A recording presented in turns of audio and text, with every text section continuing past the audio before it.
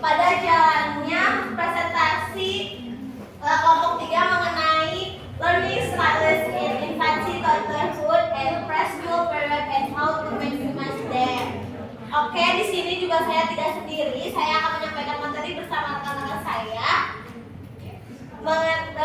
Di sini ada Raiman Salsabil, ada Adisa Nurhayati, ada Cynthia Devi, ada Melia Dwi Kamala, ada Esti Sri Rahayu, dan yang terakhir ada Destian Diananda. Oke, baik. Minggu yang lalu kan kita sudah membahas mengenai karakteristik anak. Sekarang kita akan membahas mengenai gaya belajar anak atau siswa. Gaya belajar anak itu kan pastinya berbeda-beda, tidak ada yang sama. Di materi presentasi hari ini itu kita akan menjelaskan bagaimana apa aja sih gaya belajar anak dan bagaimana si guru untuk mengolah pelajaran di kelas itu sesuai dengan karakteristik atau gaya belajar si anak tersebut. Oke, baik, kita langsung saja masuk ke materi yang pertama mengenai gaya belajar anak atau siswa yang akan disampaikan oleh saya sendiri. Di sini ada metodologis dari Tony Wright yang menggambarkan 4 tipe gaya belajar siswa yang berbeda-beda. Ada antusias, orakular, partisipator, dan juga pemberontak. Antusias itu gaya belajar siswa yang berfokus merujuknya pada guru gitu. Sifat ini juga sangat ideal oleh guru karena si anak itu di dalam kelasnya pasti aktif gitu, kayak antusias dalam belajar, terus gak pasif, anak-anak juga merasa senang kalau saat belajar gitu. Terus yang kedua itu ada orakular. Orakular juga berfokusnya si anak itu berfokus pada guru, namun dia juga berfokus pada tujuan belajar mereka sendiri gitu. Terus yang ketiga ada partisipator. Partisipator itu lebih ke anak itu gaya anak yang berfokus pada diri mereka dan kepuasan belajar mereka itu pada kelompok gitu. Jadi mereka itu merasa puas apabila teman sekelasnya atau teman sekelompoknya telah mengerti di pelajaran tersebut. Dan yang terakhir ada pemberontak, di mana si gaya belajar ini tuh kadang Oke, yang terakhir itu ada pemberontak, di mana gaya belajar anak yang berfokus pada tujuannya sendiri. Kadang juga si pemberontak ini mengganggu temannya karena dia lebih berfokus untuk belajar sendiri gitu. Oke, di sini juga ada gaya belajar yang umum dikenal orang. Ada 3, ada visual, auditorial, dan juga kinestetik. Di mana visual itu sebuah gaya belajar yang dibantu oleh gambar, simbol-simbol, ataupun lainnya yang terlihat. Dan yang kedua itu auditorial, yaitu pembelajaran yang dibantu oleh cerita, lagu, syair, tembang, dan lain sebagainya. Dan yang terakhir itu ada kinestetik, di mana anak dapat menerima atau mudah menerima pelajaran itu melalui psikomotoriknya atau di dalam gerak seperti drama, ataupun percobaan, ataupun sebagai pelatihan dan lain sebagainya. Ini 3 gaya belajar ini akan disampaikan atau akan dirincikan lagi oleh teman-teman saya yang lainnya. Baik, selanjutnya akan disampaikan oleh Adisa Nurhayati kepada saya. Baik, terima kasih kepada Teh Rama yang sudah memperkenalkan saya untuk melanjutkan materi. Teman-teman, di sini tadi kan kita sudah mengenal bahwasanya gaya belajar anak pada umumnya itu ada 3, yaitu ada visual, auditori, dan juga kinestetik. Tetapi sebelum itu kita tuh harus tahu di mana sih anak-anak itu bisa diklasifikasikan menjadi pembelajar visual, auditori, dan juga kinestetik. Jawabannya ada di next slide-nya. Nah, teman-teman, anak-anak itu atau bayi itu dari lahir sebenarnya sudah membawa potensi. Potensi-potensi itu nantinya akan mengarah ke gaya belajar visual, auditori, dan juga kinestetik. Nah, potensi-potensi itu bisa dibawa dari sejak ia lahir ataupun melalui kebiasaan-kebiasaan, pengalaman-pengalaman, juga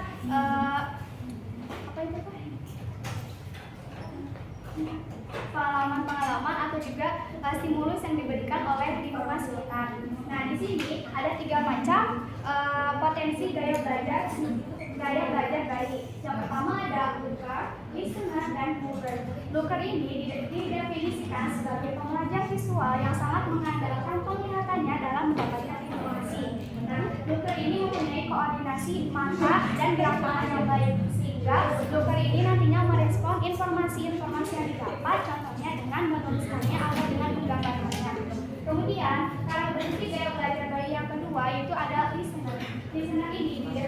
kemudian sebagai pembelajar auditori yang sangat tertarik dengan bunyi-bunyi, suara-suara yang ada di sekitarnya.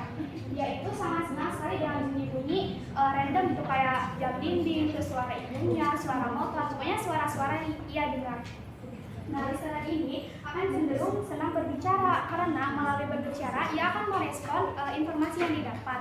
Contohnya dengan membunyikan kembali suara yang ia dengar, kemudian mencoba untuk membunyikan kembali suara yang ia dengar.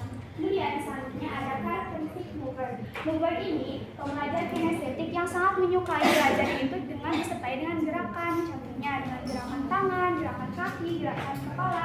Ia akan lebih mudah mencerna informasi ketika ia bergerak dengan fisiknya.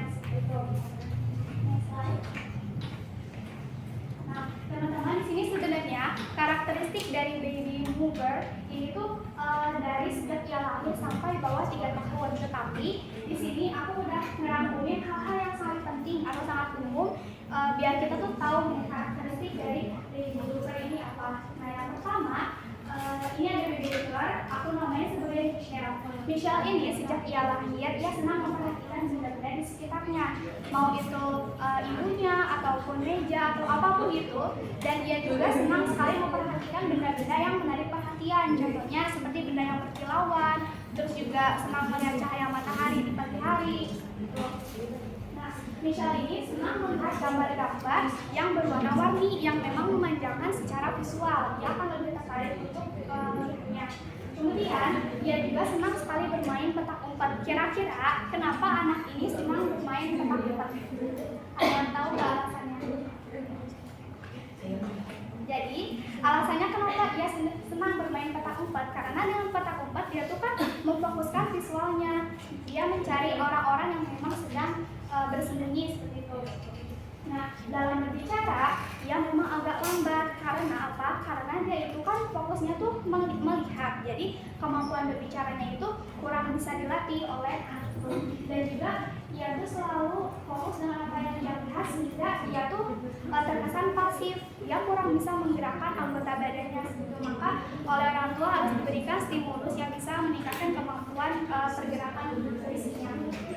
Nah, ketika ia memasuki usia sekolah atau preschool sebagai PAUD atau sekolah bawah 3 tahun itu, yaitu senang dengan kegiatan menggunting, menggambar atau bermain puzzle. Nah, selanjutnya ada karakteristik dari baby listener. Baby listener ini aku namanya sebagai Emily. Emily ini sejak lahir dia sangat tertarik dengan bunyi-bunyian, mau itu suara orang tuanya atau suara apapun yang ia dengar di lingkungan itu sendiri. Nah, Emily ini suka tidur diiringi dengan musik box atau apapun itu, mau itu didongengin, mau musik, mau sholawat, mau apapun itu, yang penting dia tuh mau tidur harus sambil mendengarin musik. Nah, Emily ini juga suka bersuara dan mencari perhatiannya itu dengan seperti menggetarkan lidah atau mempermainkan bibirnya. Yang penting dia tuh bisa mengeluarkan suara, merespon suara-suara yang terdengar. Nah, Emily ini sangat suka bermain dengan apapun yang mengeluarkan suara. Kadang kita suka melihat anak-anak yang suka menjatuh-jatuhkan mainan.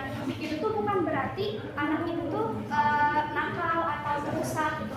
Tetapi ada maksudnya, dia menjatuhkan permainan itu supaya dia tuh tahu suaranya tuh kayak apa gitu.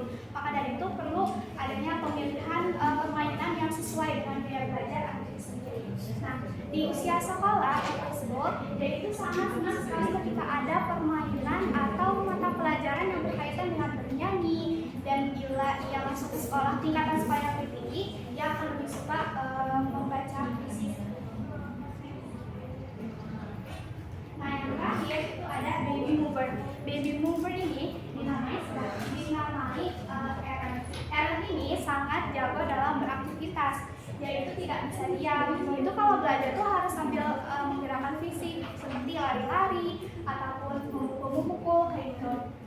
Nah, dia senang mengekspresikan perasaannya itu dengan gerakan-gerakan fisiknya. Contohnya, ketika ia memukul berarti dia itu bisa aja perasaannya itu lagi sedih, lagi kesal, atau misalkan dia lagi bahagia, dia itu jingkrak-jingkrak kayak gitu. suka memainkan atau menendang-nendang buku atau benda-benda yang ada di lingkungan sekitarnya. Itu bukan berarti anak itu belum bisa diklasifikasikan menjadi anak misalkan hiperaktif, bukan. Tetapi bisa jadi benda-benda itu memang ingin menjadi sasaran fisiknya seperti itu. Maka dari itu kesimpulan dari bahasan yang udah aku bahas gitu. Jadi sebagai orang tua kita tuh harus tahu gitu pemilihan mainan untuk anak itu harus yang sesuai dengan gaya belajarnya supaya kayak nggak mubazir gitu. Kalau misalkan beli permainan puzzle ternyata anak itu memang gaya belajarnya auditori kan percuma gitu ya. Pembahasan dari aku dicukupkan sekian. Saya kembalikan lagi kepada materi selanjutnya. Oke teman-teman, di sini aku mau tanya dulu nih, kalian masih pada semangat gak untuk melanjutkan materi selanjutnya? Oke, tapi sebelum melanjutkan ke materi selanjutnya, aku mau tanya dulu nih ke teman-teman semua. Di sini ada nggak yang punya adik masih bayi gitu? Atau saudara keponakan? Boleh coba tangan? Oke, banyak ya ternyata. Aku mau nanya dulu nih ke Teh Siti. Oke, Teh Siti, aku mau nanya, bayinya itu perempuan atau laki-laki? Perempuan. Oke, namanya siapa kalau boleh tahu?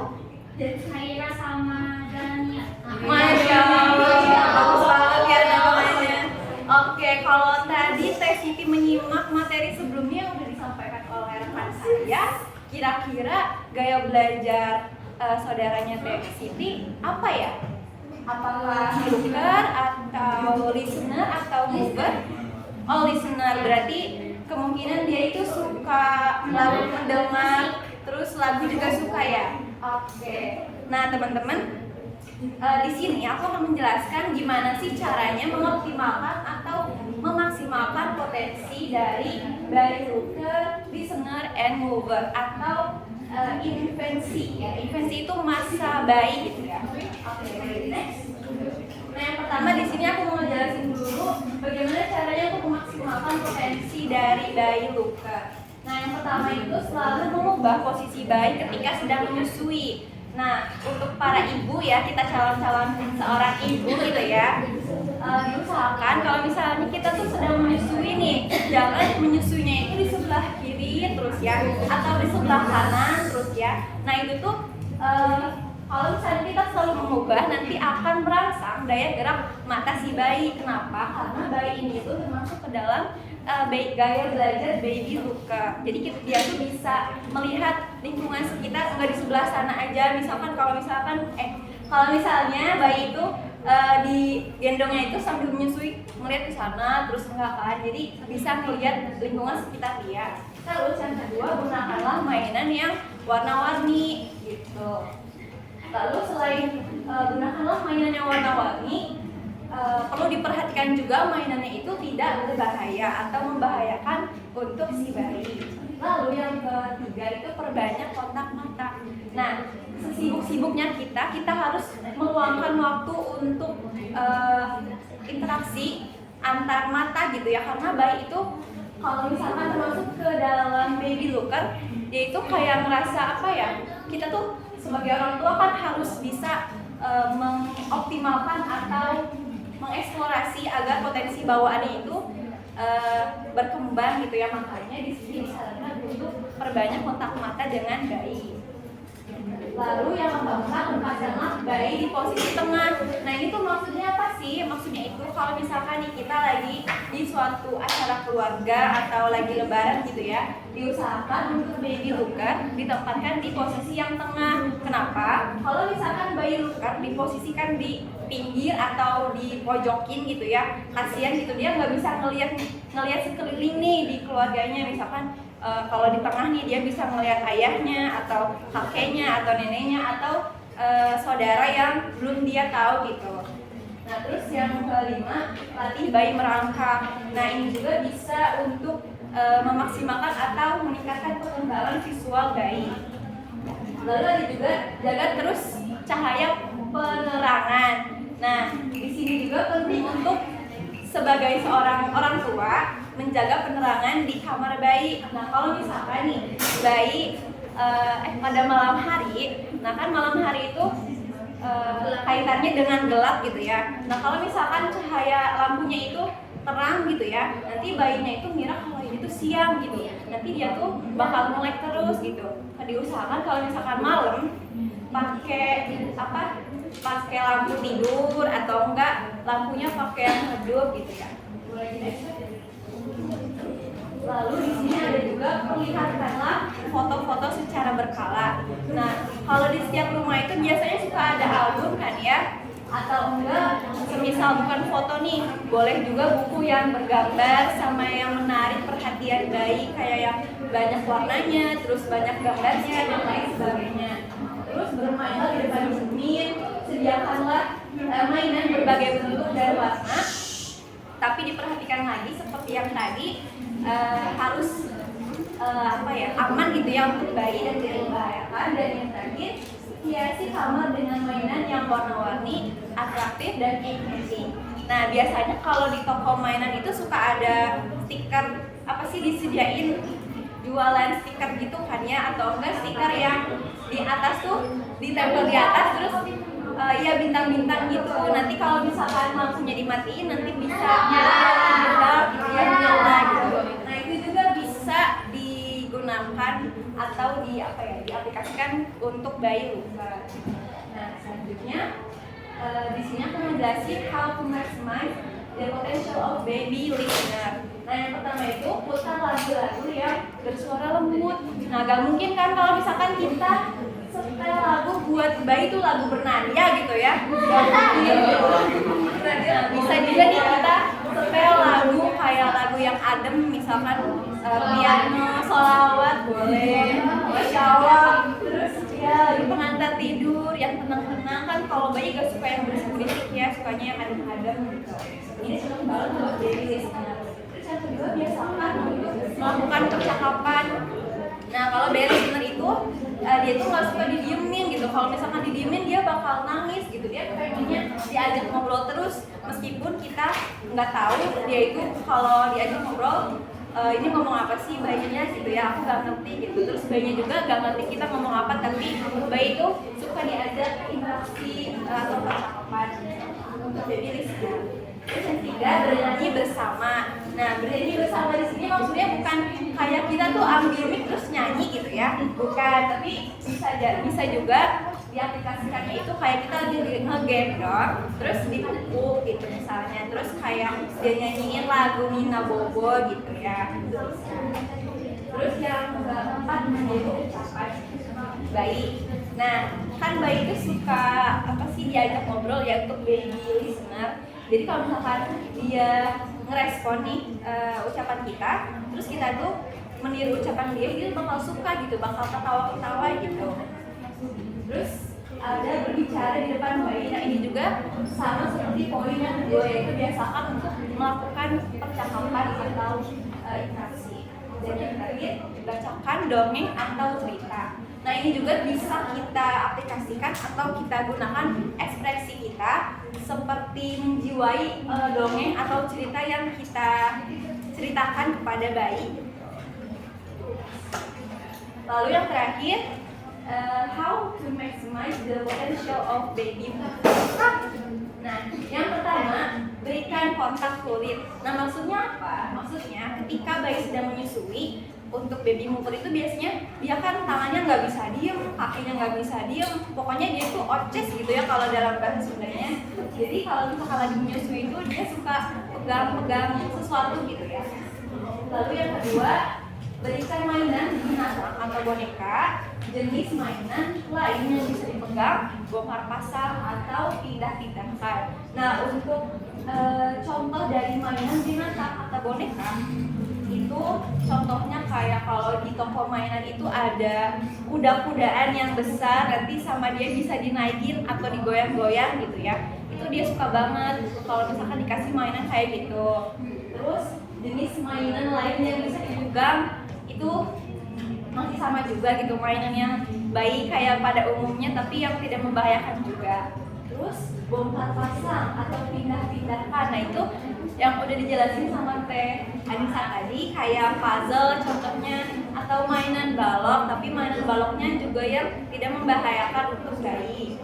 Lalu yang ketiga, berikan mainan-mainan bergerak. Nah, mainan-mainan yang bergerak itu seperti apa? Seperti kalau waktu zaman dulu tuh ada mainan anak ayam gitu ya. Kalau punggungnya diputar itu dia bakal bergerak gitu ya. Nanti bayinya itu kalau misalkan udah bisa merangkak, nanti dia bakal ngikutin gitu anak ayamnya gitu.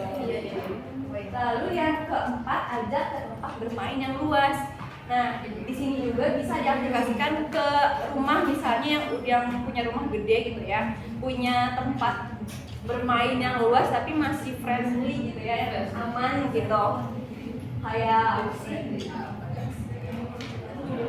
gitu lah ya, yang bermain gitu.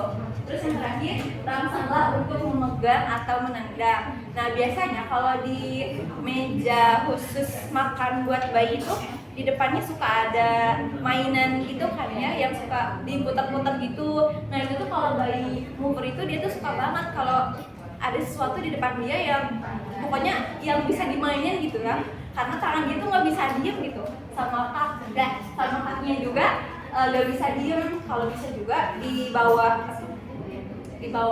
mejanya ada sesuatu yang bisa buat dia tendang, atau kalau misalnya dia masih berapa minggu gitu, ada mainan yang kayak suka diputer-puter gitu kan, nanti dia bisa gitu-gitu sama kakinya, gimana ya, gitu lah ya, kakinya ke atas gitu, tangannya juga ke atas kayak buat ngegapai si mainannya gitu.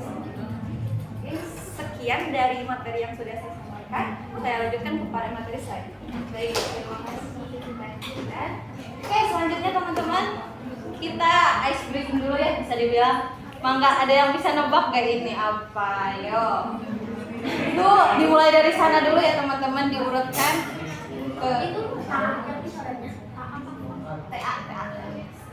Pak, kira-kira apa? Ayo, ada yang bisa jawab enggak? Ada yang bisa jawab?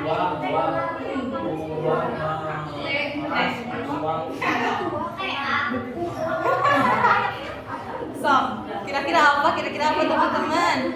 Ini tuh bahasa Inggris. Hah? No, bukan bahasa Inggris. Cluenya bukan bahasa Inggris ya.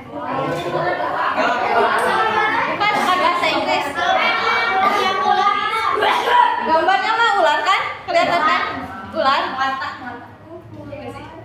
So, kira-kira apa nih? Dikasih waktu apa ya? Biar nggak lama. Kasih waktu 5 menit sampai 2 menit ya. Nanti jawab, terus jelasin kenapa jawabannya itu, oke? 3 menit ya, 3 menit. Mas Jawa, Mas Jawa ya? Stop. Kira-kira satu. Aduh, seneng banget. Gak jelas.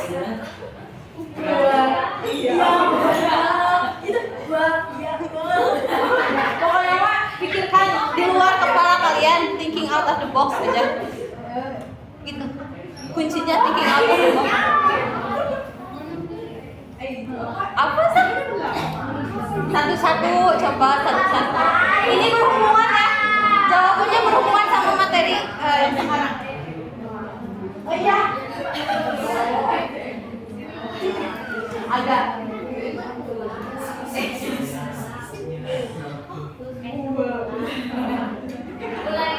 Aku tahu. Iya. Antusias. Coba Teh Dewi kenapa antusias? Oke. Jadi kalau misalkan jawab langsung kasih penjelasan aja, ini tuh karena ini karena ini. Thinking out of the box, guys. Out of the box. Jadi pokoknya seperti yang aku tahu.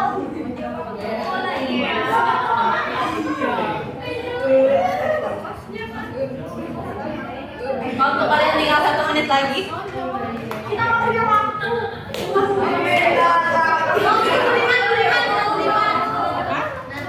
Mau jawab? Kalau ada yang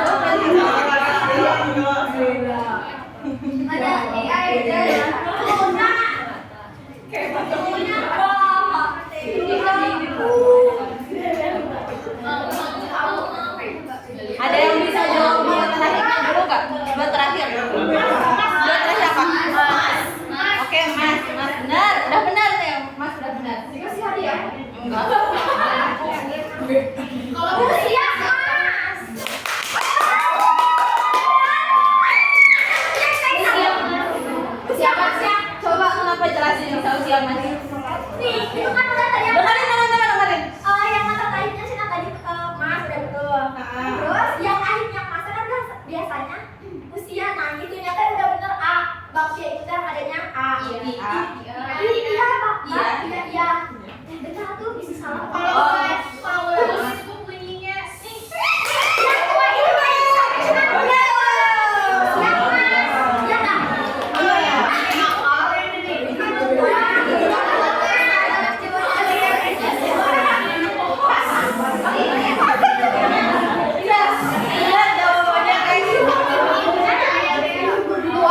itu Ya, kita jelasin ya, kita jelasin satu-satu.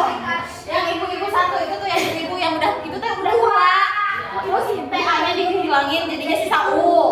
Terus suara ulang apa? Akhirnya pakai T kan. Terus S-nya aja diambil berarti US. Terus B-nya B-A-K-P-nya dihilangin jadi usia. Terus Mas-nya dihilangin jadi E doang. Jelas jawab. Usia enggak. Oke. Kita lihat nanti aja ya. Kita lihat nanti. Oke teman-teman. Itu tuh tadi usia Mas itu adalah kata yang berhubungan banget sama materi yang bakal aku jelasin. Dimana yang aku jelasin itu adalah learning styles in toddler atau learning style gaya belajar di batita atau balita gitu bisa dibilang. Oke, kalau misalkan kita bilangnya tentang usia emas ya, usia emas itu penting teman-teman dan perlu diperhatikan banget karena apa? Ada penelitian yang menunjukkan bahwa kalau misalkan di usia emas alias di usianya itu sekitar ada yang bilang 0 sampai 3 tahun, ada yang bilang 0 sampai 5 tahun, ada yang bilang 1 sampai 3 tahun, tapi perkiraannya usianya segitulah ya. Dimana usia tersebut pertumbuhan dari seseorang itu benar-benar berkembang cepat dan menurut penelitian 50% kecerdasan kita sekarang itu dasarnya dari waktu kita 4 tahun. Begitu. Lanjut. Oke. Selanjutnya, gimana sih cara orang dewasa di sekitar anak itu bisa tahu kalau misalkan tadi si anaknya itu entah itu looker, entah itu listener ataupun mover. Contohnya gini, kalau misalkan bilangnya looker, tentu dia itu anaknya tuh observan. Dia tuh sukanya ngeliatin terus, tapi dia itu jarang gerak. Beda sama mover ya, mover itu pasti gerak-gerak terus pengennya. Terus kalau misalkan looker itu katanya penyendiri teman-teman, penyendirinya itu gini, dia gak suka kalau misalkan apa sih namanya tuh kayak main-main di kelompok itu, dia tuh sukanya tuh kayak melihat jadi pengamat kalau pengamat itu, mengamati. Terus selanjutnya yang listener itu ciri utamanya tuh dia tuh bahasa Sundanya mah capetak tahu capetak bawel, cerewet bawel. Nah si listener itu cerewet bawel, terus dia tuh seringnya ngedengerin orang tuanya misalkan ngomong apa, dia tuh suka ngikutin. Dan biasanya sih pertumbuhan atau pembendaharaan katanya itu lebih luas daripada yang looker sama yang mover gitu. Terus dia suka nyanyi juga tadi kayak tadi ya dijelasin dulu kan. Terus selanjutnya itu yang mover. Kalau mover itu kita udah tahu ya, dia suka banyak gerak dan lain-lain sebagainya. Dan kalau misalkan bilangnya tentang kemampuan berbahasa, dia itu kurang. Aku ada contoh, ponakan aku cowok, sekarang umurnya sekitar 1-2 tahun. Dia itu sukanya gerak-gerak banget, kayak kalau misalkan lihat tangga, dia tuh suka naik turun. Terus kalau misalkan kalian tahu nggak kursi yang kayak kursi roda, bukan kursi roda, apa sih kursi goyang, tapi bukan kursi goyang dari kayu. Yang kayak bisa gitu, yang bisa jadi lurus. Nah dia tuh suka naik ke situ dan kita tuh jadi risau banget ya kalau misalkan lihatnya. Tapi dia tuh suka banget kalau gerak-gerak kayak gitu. Dan kalau misalkan dilihat dari cara ngomongnya sih, kalau manggil-manggil kayak anggota keluarganya itu masih bisa. Cuman ada yang satu yang aneh. Kalian ngebayangin anak kecil kalau misalkan panggil selimut apa? Selimut. Mut ya, mut kayak apa, but gitu atau apa yang mirip-mirip but gitu ya. Kenapa aku sebenarnya idau sih? Idau, yang aku panggilnya Inu. Ponakan aku panggilnya Inu, kayak apa teh itu teh Inu tuh apa, selimut katanya. Jauh ya, cukup jauh. Ya nggak tahu ya, mungkin itu. Nah kayak gitu, kayak contoh mover tuh kayak gitu. Terus selanjutnya aku mau jelasin tentang gimana mengoptimalkan potensi dari Looker, anak-anak Looker. Si anak-anak Looker tuh kan tadi pengamat, pengen yang ngeliat-liat. Jadi yang pertama itu tipsnya itu gunakan objek seperti mainan atau barang yang berwarna-warni, kayak buku-buku, terus tuh kayak apalagi ya, foto-foto kayak di sekitar rumah atau foto-foto di album. Dia tuh kan sukanya ngeliat-liatin ya. Terus kayak pernah lihat gak kayak buku bergambar yang banyak gambarnya, yang kata-katanya tuh cuma dikit, kayak misalkan ini ayah. Tuh anak-anak Looker tuh biasanya suka buku yang kayak gitu. Terus buku-buku yang berwarna-warni atau segala sesuatu yang berwarna-warni itu bisa meningkatkan indera penglihatannya. Dimana kalau misalkan dia udah ngeliat, terus dari matanya itu nyampe ke otak, informasinya ke otak, dia itu bisa cepat mengingatnya tuh karena itu tuh ada rangsangan di indera matanya gitu. Terus selanjutnya, jadikan mereka benda seperti pewarna dan buku mewarnai, ya sama yang kayak tadi, merangsang indera penglihatan iya. Dan juga selain itu kalau misalkan benda-benda seperti apa sih namanya, atau buku, terus dikasih tulisan, alat tulis kayak pewarna atau lain sebagainya, itu tuh bisa meningkatkan kreativitasnya juga kan. Selanjutnya, tempel tag atau nama setiap barang dan jangan lupa ajarkan kata-katanya. Ya tentu aja kan kalau misalkan di kitanya cuma ngasih aja nama tanpa kita mempraktekkan, si anak tuh belum tentu bisa. Dia tuh tahu bentukan bendanya, tapi dia belum tentu tahu itu namanya apa. Makanya kita harus mengajarkannya gitu kepada anak-anak itu. Dan karena ya itu anaknya itu observan, jadi dia itu bisa cepat menyerap informasinya itu lewat penglihatannya. Begitu teman-teman. Saya lanjutkan presentasinya kepada teman saya.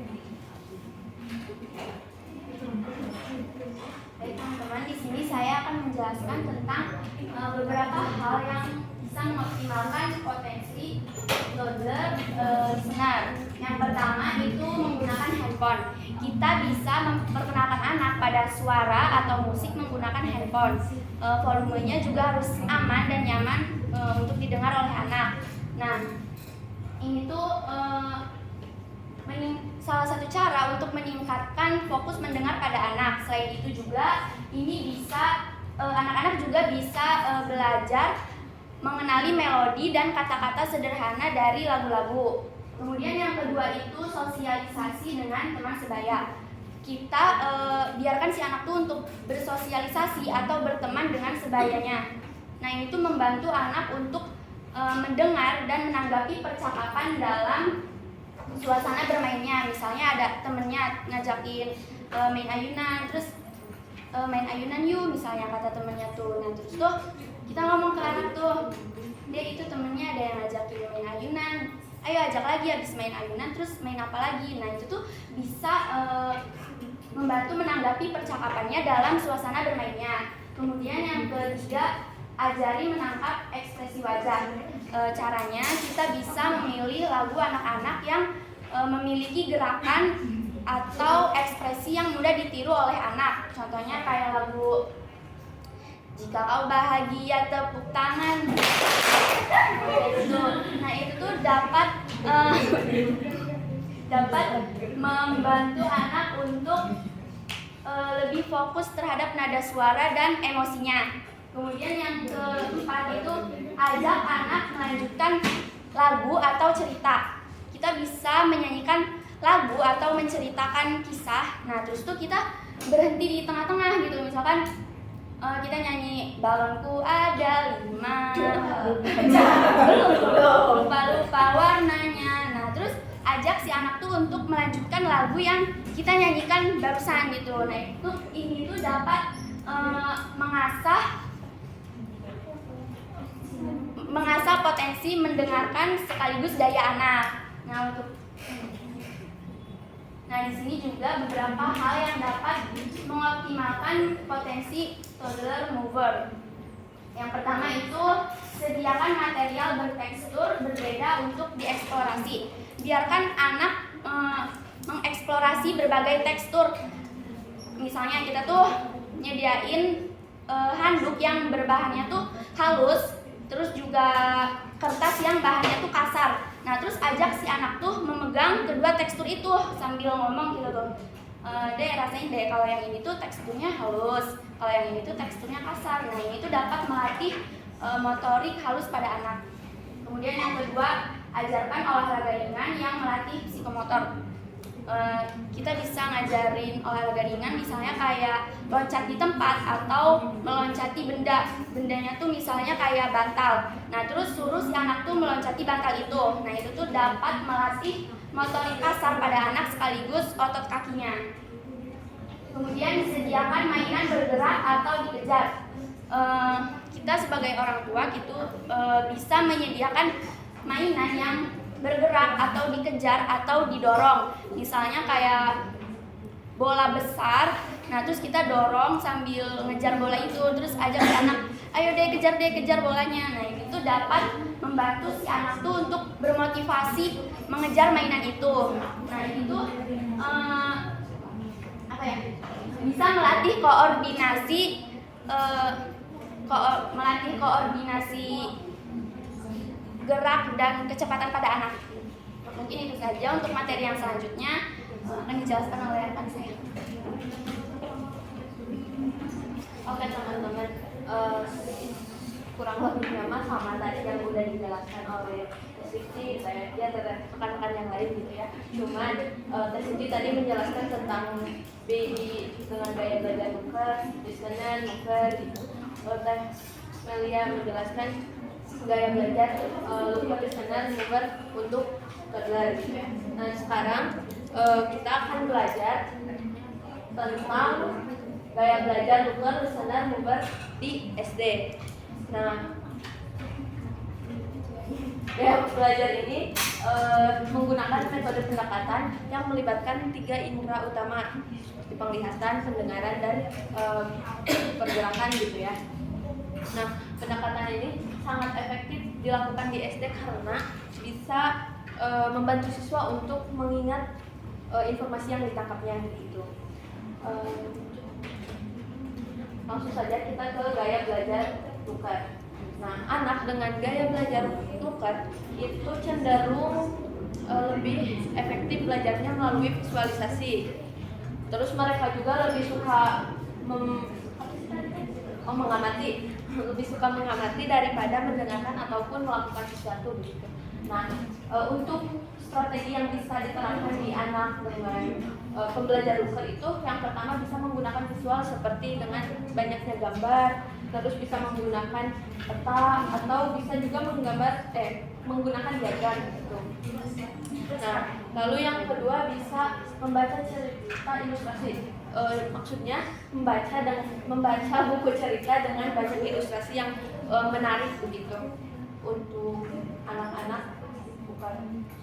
Lalu yang ketiga menonton video edukasi. Nah, menonton video edukasi kita bisa sebagai guru bisa memberikan cuplikan film pendek gitu untuk ditonton oleh anak-anak. Lalu yang terakhir bisa mengambil catatan dengan metode mind mapping. Nah, lalu selanjutnya untuk gaya belajar listener. Anak dengan pembelajar listener cenderung lebih efektif belajar melalui pendengarannya. Mereka lebih suka mendengarkan daripada melihat sesuatu ataupun melakukan sesuatu begitu. Ini strategi pembelajaran yang bisa dilakukan listener. Yang pertama bisa mendengarkan pembelajaran melalui audio. Bisa melalui audio, bisa melalui kita sebagai guru yang bercerita ataupun dari podcast gitu ya. Yang penting suaranya. Lalu yang kedua bisa mencatat informasi secara verbal. Yang ketiga bisa menggunakan teknik mengingat seperti memori. Lalu selanjutnya gaya belajar mover. Anak dengan gaya belajar mover cenderung lebih efektif melalui aktivitas gerak. Mereka lebih suka melakukan sesuatu daripada melihat sesuatu ataupun mendengarkan sesuatu. Nah, untuk strategi yang bisa digunakan untuk anak pembelajar mover, yang pertama kita harus mendorong aktif anak untuk berpartisipasi dalam kegiatan praktikum seperti ayo anak-anak kita minggu depan praktek di luar ya gitu. Kayak contohnya mah menanam pohon bareng-bareng gitu ya. Lalu yang kedua menggunakan alat bantu belajar. Lalu yang ketiga bisa melakukan gerakan atau tarian untuk mengingat informasi. Lalu yang terakhir bisa bermain permainan edukasi. Lalu gimana sih cara mengoptimalkan pembelajaran buku? Tadi kan udah dibahas ya sedikitnya. Yang pertama, kita bisa menggunakan banyak visual seperti gambar dan ilustrasi, diagram, mengadakan diagram dan grafik, mind mapping, dan presentasi secara visual. Lalu selanjutnya kita bisa belajar dengan media visual seperti belajar di buku gambar, belajar melihat video edukatif, itu belajar melalui aplikasi yang edukatif. Nah, lalu yang ketiga, kita bisa mengaitkan dengan pengalaman visual gitu seperti kunjungan lapangan. Seperti kunjungan lapangan ke museum ataupun ke kemana gitu yang menjadi berkaitan dengan mata pelajarannya. Lalu kita eksperimen secara langsung yang melibatkan pengamatan visual anak. Lalu yang terakhir mengajak siswa untuk mengerjakan kegiatan seperti kayak menggambar gitu, ayo bikin kerajinan ini gitu. Next. Lalu di sini ada upaya yang bisa dilakukan oleh orang tua untuk anaknya mengoptimalkan anak dengan gaya belajar Looker. Yang pertama, kita sebagai orang tua bisa menyediakan komputer khusus bagi anak. Itu pun kita bila memungkinkan gitu ya, tapi kalau nggak memungkinkan juga tidak apa-apa. Lalu yang kedua, kita bisa memacu anak untuk membuat apa yang sedang ia pikirkan, untuk mengajaknya menggambar gitu, untuk mendesain apa yang sedang ia sukai. Lalu yang ketiga, kita harus mendorong anak dengan berbagai hal seni seperti terus kita juga harus memfasilitasinya seperti membelikan kertas berwarna, membelikan cat airnya, membelikan kertas kanvas ya. Lalu yang terakhir, kita bisa melabeli alat-alat rumah ataupun tempat-tempat di rumah gitu ya, agar mereka bisa membacanya atau bisa belajar mengidenya. Nah, ada juga upaya guru kita. Yang pertama, kita bisa mengajak siswa ke galeri seni atau media-media lain yang mampu memperkaya penglihatannya. Yang kedua, kita bisa memberikan kepada anak peta baik peta kota, peta provinsi ataupun peta negara, dan kita ajak anak untuk ayo ini lihat peta di sini, negara ini di sini gitu, kayak gimananya. Lalu yang ketiga, rancangan pembelajaran yang kreatif mampu memberikan latihan secara simultan agar si anak dengan gaya belajar itu tertarik. Lalu yang terakhir, bisa menggunakan banyak alat peraga seperti media pembelajaran yang lebih menarik atau alat bantu lainnya yang berwarna dan beragam. Selanjutnya saya kembalikan ke saya.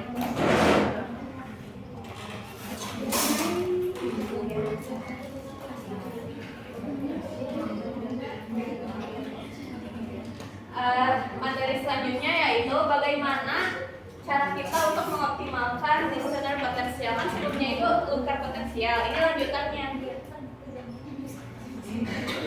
Sama seperti materi sebelumnya, ada terbagi menjadi dua upaya, yaitu upaya orang tua dan upaya guru. Ini yang pertama adalah upaya orang tua. Izinkan anak menelpon sendiri saudara atau temannya, karena ketika anak menelpon sendiri saudara atau temannya itu, anak harus fokus mendengarkan apa yang dibicarakan dari lawan bicaranya. Anak harus fokus menangkap informasi dari lawan bicaranya. Yang kedua, saat membaca bersama, pilihlah buku yang disukai anak dan buku yang mudah dibaca ulang oleh anak. Jadi ketika kita selesai membacakan satu cerita atau satu buku kepada anak, minta anak untuk menceritakan kembali apa isi dari cerita tersebut. Yang ketiga, mulailah membiasakan anak Anda membuat diary. Mungkin teman-teman di sini waktu kecilnya ada yang suka membuat diary. Ternyata itu termasuk salah satu upaya untuk mengoptimalkan potensi listener kita. Karena sebelum menulis diary itu tentunya ada informasi yang kita dengar, yang kita ingat, lalu menuangkannya melalui tulisan.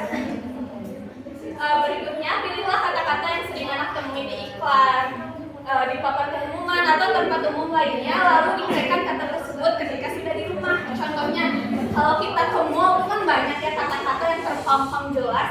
Nah, ketika di rumah itu diketikkan kata-kata tersebut. Contohnya promo buy one get one, itu tuh gimana cara nulisnya? Selanjutnya, pilihlah salah satu waktu yang tepat untuk menceritakan cerita atau berita yang Anda rasa tepat didengar untuk anak-anak. Karena tidak semua waktu itu cocok digunakan untuk membacakan cerita. Contoh waktu yang tidak tepat itu ketika anak sedang mengerjakan tugas, karena itu fokusnya akan terpecah-pecah. Anak gak bisa fokus ke dua hal sekaligus. Waktu yang tepat itu ketika anak mau tidur, atau ketika sedang dalam perjalanan, atau ketika sedang beraktivitas bersama. Selanjutnya adalah perdengarkan lagu-lagu yang anak sukai. Tapi jangan suka aja, harus cocok juga lagunya yang cocok didengar untuk anak-anak. Tapi kan anak-anak zaman sekarang itu sukanya yang modern. Mungkin aja lagu-lagu waktu kita zaman kecil itu gak masuk lagi di anak-anak zaman sekarang. Bisa kita menggunakan lagu-lagu dari Naura Ayu waktu kecil, ada yang tahu? Tahu. Coba. Lagu-lagu Naura Ayu. Ucapkanlah permisi. Nah itu contohnya. Selanjutnya jadwalkan waktu untuk dapat makan bersama keluarga. Ketika makan bersama keluarga itu kan tercipta suasana yang nyaman, yang tenang, yang penuh kasih sayang. Nah sesekali selingi dengan topik-topik ringan yang cocok juga dibicarakan dengan anak-anak, lalu saling berbagi pendapat atau berbagi pikiran. Berikutnya adalah ada upaya guru. Yang pertama, berikan pembelajaran yang diselingi dengan nyanyian atau musik. Sekarang kan di TikTok tuh udah banyak referensi yang bisa kita pakai di kelas. Liriknya itu diganti dengan materi-materi pembelajaran yang relevan. Berikan instruksi yang jelas dalam setiap pembelajaran ataupun tugas. Kita ketika berbicara dengan anak-anak itu harus menggunakan bahasa yang sederhana yang bisa mudah ditangkap oleh anak-anak. Jangan menggunakan bahasa yang agak atau yang berbelit-belit sehingga anak itu susah untuk memahaminya. Lalu, rancang pembelajaran yang secara kreatif akan mampu memberikan latihan koordinatif antara mendengar dan menulis. Contohnya, mendikte. Kan sebelum anak menuliskan apa yang gurunya bicarakan, tentunya anak harus mendengar dulu apa sih gurunya itu ngomong apa gitu, lalu dituliskan. Berikutnya adalah bagaimana cara mengoptimalkan upper potensial. Yang pertama, masukkan anak Anda ke kursus bela diri, menari, atau kursus olahraga. Kan anak dengan potensi upper itu tenaganya jauh lebih banyak dibanding dengan anak potensi lainnya. Nah, anak upper itu gak betah diem aja, pastinya suka kegiatan yang mengeluarkan banyak tenaga. Daripada si tenaganya itu tidak disalurkan dengan baik, nanti malah ngerusak di rumah gitu, berantakin apa yang ada di rumah. Mending tenaganya itu disalurkan ke kursus menari, olahraga, atau bela diri. Berikutnya adalah perkenalkan anak Anda pada permainan outboard. Outboard itu kan tentunya banyak mengeluarkan tenaga itu. Pasti si anak potensi super ini suka. Selanjutnya adalah ajaklah ke taman yang penuh dengan permainan. Itu tuh ada gambar contohnya perosotan, ayunan, atau itu yang gelantungan itu. Oh ya gitu ya. Berikutnya adalah carilah tempat-tempat permainan yang baru. Ada kalanya anak merasa bosan dengan permainan-permainan yang biasa mereka mainkan. Kalau udah bosan kan pasti anak gak mau lagi maininnya. Jadi kita harus cari tempat-tempat baru untuk buat biar anak-anaknya gak bosan. Berikutnya adalah ada upaya guru. Yang pertama, gunakan selalu alat bantu visual atau media yang bisa diraba, dilihat, dan dimanipulasi siswa. Nah, ketika kita membuat media pembelajaran, jangan membuat media pembelajaran yang hanya bisa dilihat saja, tetapi harus bisa dimainkan dan pokoknya bisa diolah-atik gitu loh. Berikutnya, buat aturan main agar siswa boleh melakukan banyak aktivitas di dalam kelas. Ini berkaitan dengan tata kelola kelas. Misal ada pojok membaca, pojok berbicara, pojok Dan pojok-pojok yang lainnya, nah anak-anak itu bisa di pojok itu bisa apain aja tuh terserah mereka. Ini juga bisa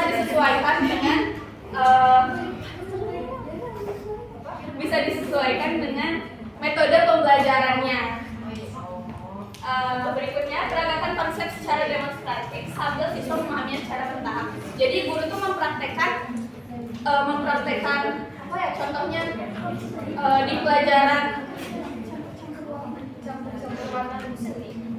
ya contoh color ya yang mencampur-campurkan warna ya udah dulu simulasi ya udah praktek mencampur-campurkan warna.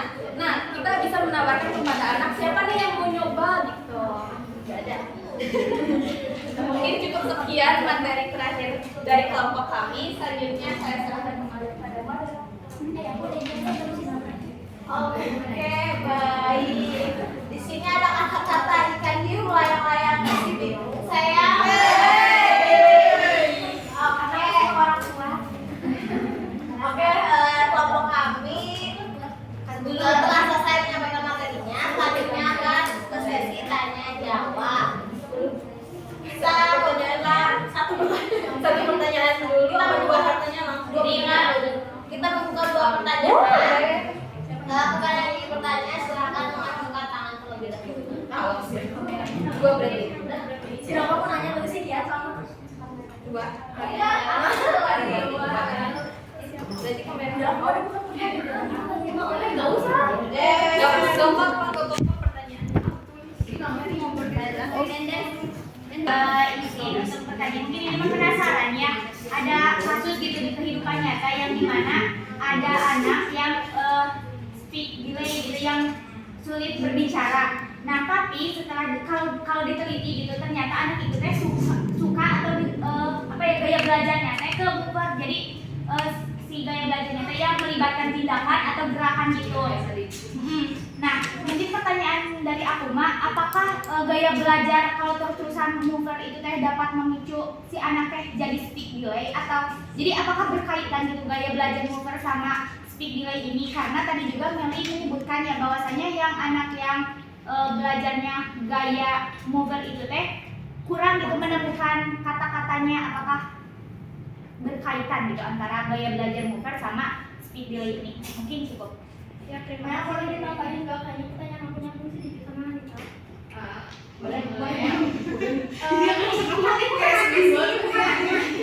Kayak kemarin aku di ternyata dapat kayak si anaknya teh kayaknya bukan terus ya itu anaknya kayak belajarnya apa, cuma kayaknya teh emang mover juga. Terus si anaknya teh speech delay. Nah tapi dari DSA-nya nyaranin kalau si anak itu teh harus mengurangi warna-warna mainan yang berwarna-warni. Nah pertanyaan aku, apakah banyaknya mainan berwarna-warni itu teh ngaruh sama speak delay? Dia sama cara berbicara atau pendapatan kosakata si anak? Hubungannya ya ada hubungannya nggak? Soalnya kan tadi buat ini warna. Iya, soalnya kan tadi disarankan kalau anak teh harus banyak dapat warna-warni gitu ya. Nah itu kan kata dia anak harus dikurangi. Nyambung lagi sampai ini. Jadi mungkin kan tadi itu termasuk visual ya. Iya, visual. Jadi ngobat. Jadi itu juga. Iya sih bisa dua sih. Jadi upaya dari hal tersebut itu kira-kira gaya belajar yang baik buat si anak tersebut teh kira-kira apa? Banyak solusi aja. Solusinya teh kemana? Tapi emang gaya belajar bisa diupayakan untuk Kayaknya sih kalau misalkan menurut kita iya. Kayak balik lagi ke masing-masingnya. Cocok-cocokannya sih gitu. Meskipun bisa aja tapi dari dulunya misalkan apa sih listener tapi sekarang jadi visual tuh apa ya? Visual bener. Visual lupa bisa jadi lupa itu bisa aja. Tergantung dari pertama dari internal dari anaknya, terus kedua dari lingkungannya itu antara orang dewasanya, terus tuh apa sih teman-temannya, masyarakat dan lain-lain sebagainya, banyak banget sih. Nanti ya lebih jawabannya. Nah, kalau pertanyaan aku juga lumayan nyambung sama pertanyaan Dewi. Karena tadi mau nanya kan ada ya di TikTok tuh yang orang tua suka banget sama warna-warna yang monokrom ataupun satu warna aja gitu ya. Nah, itu pun di komennya tuh banyak yang kontra gitu sama hal itu, karena katanya anak itu itu jadi gak berkembang gitu mengenai warna-warna sama penglihatannya. Jadi kan monoton gitu ya, warnanya cuma itu aja. Nah menurut kalian tuh sebenarnya itu berpengaruh nggak sih sama perkembangan anak? Dan sebaiknya itu kita memperkenalkan warna itu di umur, misalkan di umur 0 dari umur 1 tahun sampai segini kita mengenalkan warna apa yang harus seperti apa, dari umur segini sampai segini harusnya gimana gitu warnanya.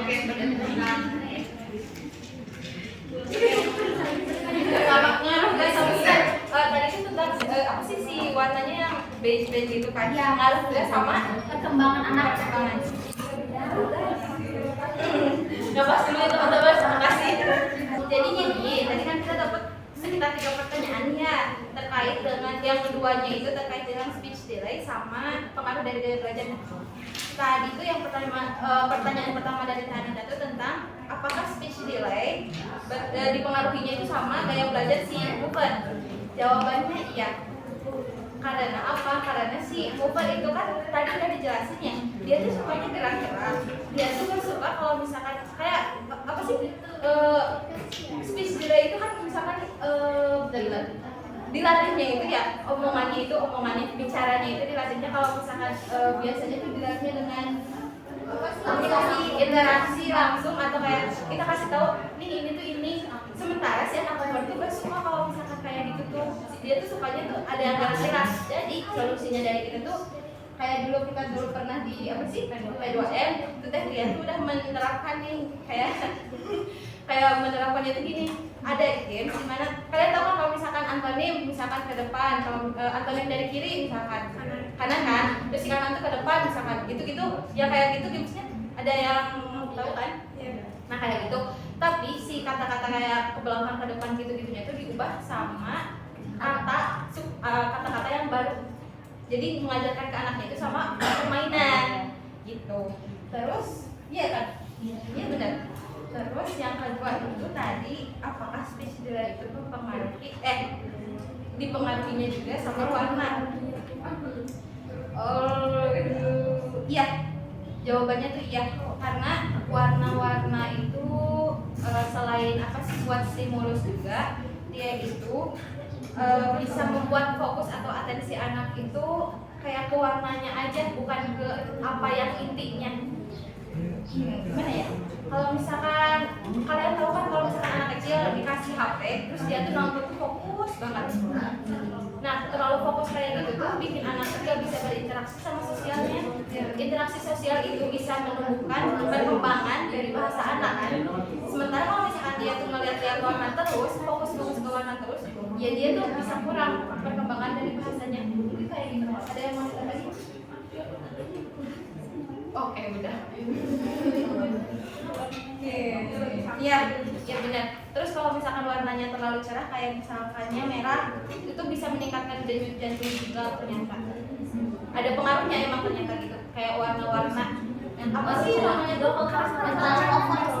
over terus tuh kayak disebutnya tuh kan gradasi apa ya tadi itu spektrum ya, spektrum warna itu berpengaruh sama mood kita. Ya kadang kita kalau misalkan pakai baju yang warnanya apa tuh jadi mellow, sedih gitu. Kadang kalau misalkan bajunya cerah itu happy, nyala.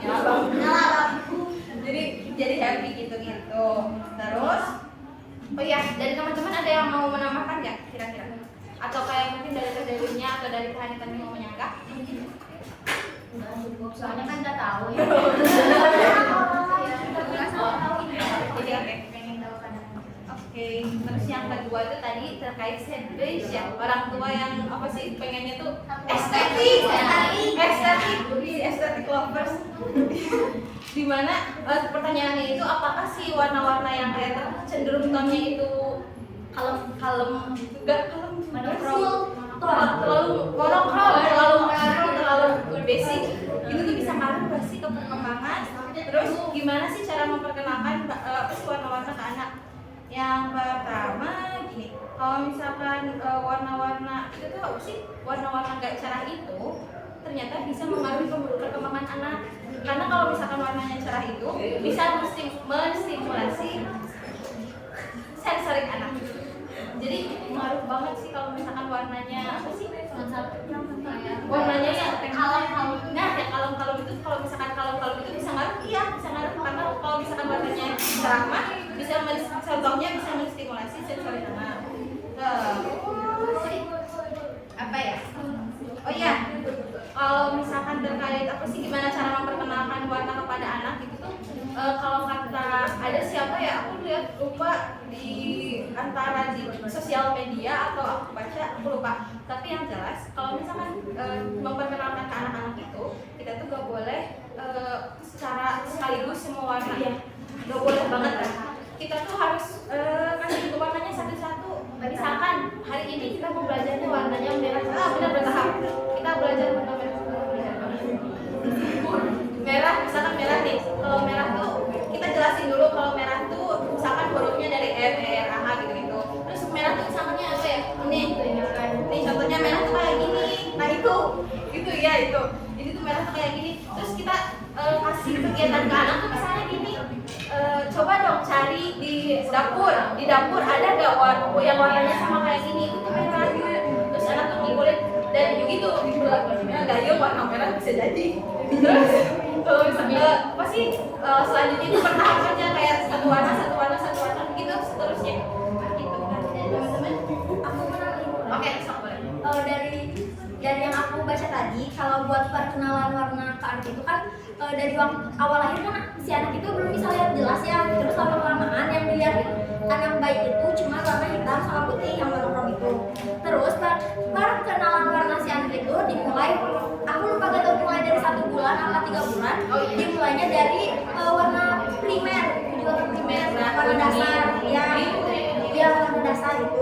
Terus setelah usia 1 tahun anak itu mulai bisa membedakan warna satu sama lain. Nah itu part yang tadi Melia bilang yang satu-satu itu. Terus nanti di usia 3 tahun anak baru dia bisa belajar warna secara mandiri atau dia kenal warna itu secara berdiri gitu, kayak oh iya itu memang merah doang, ini biru bedanya gini-gini gitu secara mandiri. Wah jadi Kasih ya dari siap menjadi ibu. Dari teman-teman yang lain barangkali ada yang ingin ditambahkan untuk berarti dari Teh Najwa sendiri apakah